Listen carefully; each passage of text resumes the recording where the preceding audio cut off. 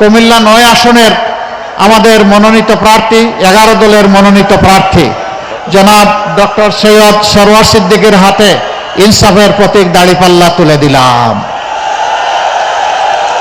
কি তুলে দিলাম? কি তুলে দিলাম? প্রতীক আছে? কোন সে প্রতীক? আরো জুড়ে। এখন থেকে 12 তারিখ সারাদিন সকাল সন্ধ্যা ইনশাআল্লাহ বিজয় হবে, ইনশাআল্লাহ, মাশাআল্লাহ। আল্লাহ তাআলা কবুল করুন। বিজয় নিয়ে করে ফিরবেন ইনশাআল্লাহ। কুমিল্লা 10 আসন, লালমাই এবং নাঙ্গলকোট, এই আসনে আমরা প্রার্থী হিসাবে দিয়েছি বাংলাদেশ ইসলামী ছাত্র শিবিরের সাবেক কেন্দ্রীয় সভাপতি, আপনাদের প্রিয় মানুষ, আপনজন ভাই ইয়াসিন আরাফাত। তার হাতে আমরা ইনসাফের প্রতীক দাড়িপাল্লা তুলে দিলাম। প্রতীক আছে? কোন সে প্রতীক? আরো জুড়ে, জুড়ে সুরে।